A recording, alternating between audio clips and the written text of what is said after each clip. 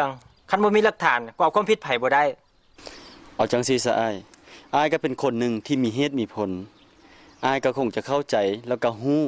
ทั้งพ้นหายแล้วก็อันตรายปานใดถ้าพวกเฮาครอบคุมพยาธินี้บ่ได้มันบ่แน่เด้อ้ายเป็ดไก่ที่พวกอ้ายเอาไปเสื่องหรือไปฝากคนอื่นไว้มันอาจจะนำเชื้อพยาธิจากบ่อนนี้ไปสู่บ่อนอื่นแล้วพวกเจ้าน่ะก็ห้าวเดาไปทั่วทิพย์ทั่วแดนพวกเจ้าได้กวดได้กาแล้วบ่ว่าไก่ที่ค่อยไปเสื่องไว้น่ะมันติดเชื้อคันบ่คักบ่แน่จะสุดใส่ให้ผู้อื่นที่ว่าค่อยเลี้ยงเป็ดเลี้ยงไก่ก็เพื่อสร้างเศรษฐกิจครอบครัว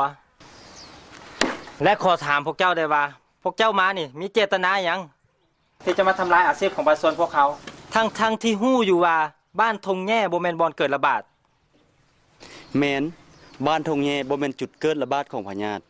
แต่บ้านทงแง่ก็อยู่ติดกับบ้านที่เกิดพยาธิพวกเฮามาปฏิบัติหน้าที่ครั้งนี้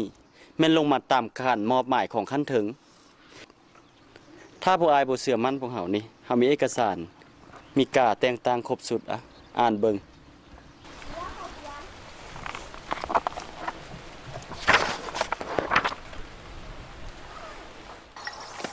ขอถามพวกเจ้าอีกแดเจ้ากฎกาได้หลายปานใดแล้วโอ้เกือบเบิดบ้านแล้วยังเหลือแต่พวกเจ้านี่แหละที่ว่าบ่ยากบ่มีแล้วพบบ่พญานกกังเกที่ตกลงมาตายต่อหน้าพวกเจ้าในกองประชุมคืนนี้แล้วก็ยังมีเป็ดมีไก่จำนวนหนึ่งที่เข้าข่ายสงสัยตอนนี้หน่วยงานวิชาการของพวกเขาก็กำลังค้นคว้าและก็วิจัยอยู่พ่อแม่ประชาชนหมดทั้งบ้านนี่นะเขาเจ้าก็ห่มหัวไม้หัวมือเห็นดีแล้วก็เป็นเอกภาพนำพวกเขาเอกภาพพวกเจ้าเว้าจังได๋ว่าพวกเขาเอกภาพนำเจ้าฮะแม่นอยู่เขาอาจจะบ่กล้าโต้เถียงกับเจ้าหน้าที่พนักงานแล้วจิตใจของเขาได้สิเป็นจังได๋เรื่องนี้พวกเขาก็ยอมรับว่ามีข้อบกพร่องอยู่ย้อนการโฆษณาสื่อสารทำความเข้าใจกับพ่อแม่ประชาชนยังบ่ทันทั่วถึงแต่ว่าพวกเขาต้องได้ลงมือปฏิบัติไปก่อนถ้ามีปัญหาหยัง